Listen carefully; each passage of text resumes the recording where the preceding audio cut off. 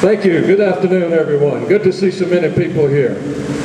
I see some Democrats, some Republicans, some Independents, some Constitutionists, a couple of Greenies, and whatever else. Welcome all. This is America. We all have a common problem. And I see some friends. I see some from Pennsylvania County. I know we have one or two from Montgomery County, Patrick County, Franklin County, Bedford, and where else? Great, great. Somebody said, what can we do when you go back to those counties? Let's have a tea party next time and get organized and get going.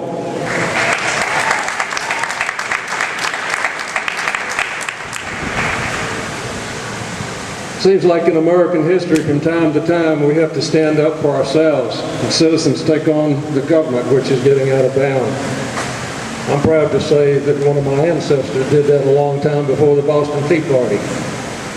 Back around 1674, when Governor Berkeley laid excessive taxes on the citizens of the new colony here in Virginia, a fellow named Nathaniel Bacon stood up. He and his buddy, the name of George Poindexter, owned some ships, and the governor laid too much taxes on them, and also he wouldn't protect them from the Indians out west, so they had a little uprising then. That was in the 1600s, and then we had the Boston Tea Party in the 1700s. Went along a little while, and folks, it's time for some other action here in 2000. I'm glad to see you today beginning to stand up for our values of this country. We're kind of incensed in America today. I'm incensed about 80% increase in federal spending. I'm incensed at something like a $4 trillion debt.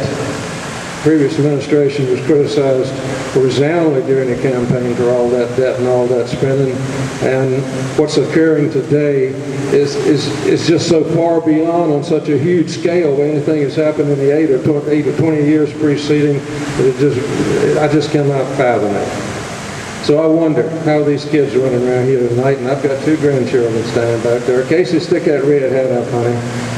In Austin, they come all the way to Virginia Beach to be with us this weekend. They're just an example.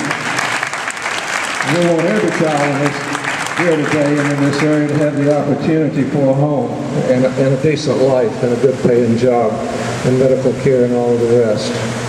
But it's not just economy. We've got a government that's going into areas that they should not go into, like nationalizing private industry like GM and Chrysler. That's not the American way.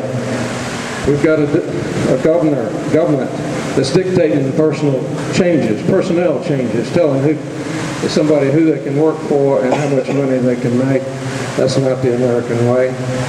Oh, it's starting just with a couple of firms, or 3 firms that actually are receiving federal money. But Secretary of Treasury has already laid it out that he intends to lay wage caps and salaries on executives and workers in companies throughout the economy of America, and that's not right. And now we have the federal effort to basically try to take over health care and other roles of government. So today I want to address a few things that some of you may have not seen. I was asked, sort of with my engineering background, Janet claims I'm an engineer at least, if I go into a few things that maybe some of us don't see all the time, what's behind some of this and some of the dangers. And we'll take a few minutes to do that. First, I want to talk about defense. Primary responsibility of the federal government as far as I'm concerned is the defense of the United States of America. All the other things left. Without that, there is no other.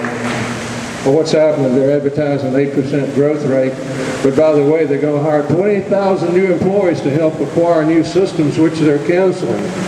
What does 20,000 new federal employees cost? Somewhere around $2 billion of your money, just for 20,000 people that are going to buy something that they're canceling the programs. Then they're going to move the actual war budget dollars, something that in the entire history of the United States has always been paid offline to the regular budget by supplemental appropriations. They're going to move that to the regular budget. As that occurs over the next 2 to 3 years, we're going to find the United States military and defense establishment where it was when Iran took our hostages several years ago, without airplanes and helicopters and trained men and women to fight a war and take care of ourselves. Oh, and by the way, Korea and Iran shoot off some missiles. What happens the following week? We cancel the missile defense system, my friends.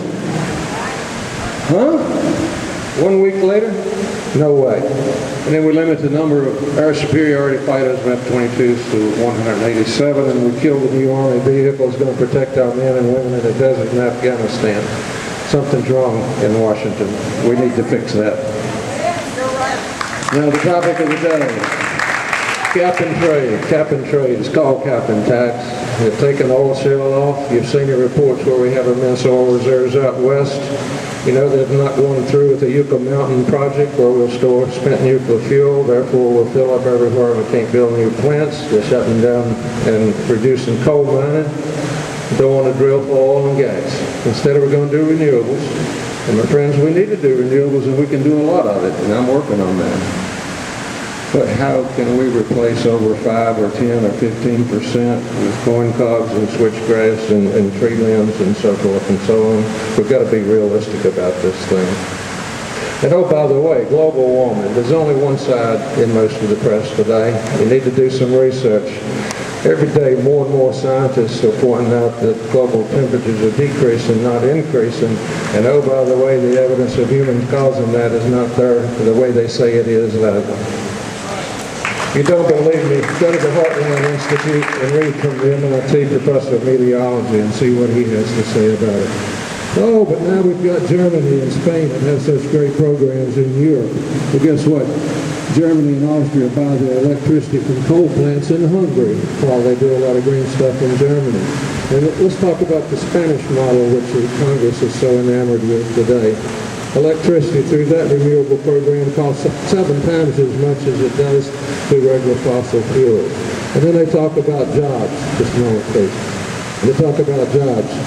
Seems like the University of Madrid just put out a report that says that the jobs created by green energy in Spain have been reduced by 2 in other areas. In other words, they're losing 2 for every one they have.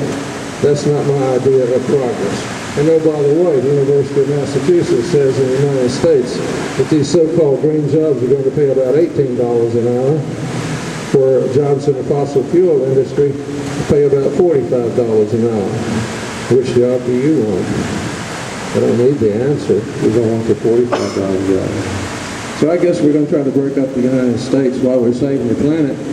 But China and India and Brazil and those countries are not going to agree to this program. So they're going to try to save the planet at the expense of the economy of the United States of America. We need to watch that, my friends. There are different estimates out. Congress gives estimates to $300.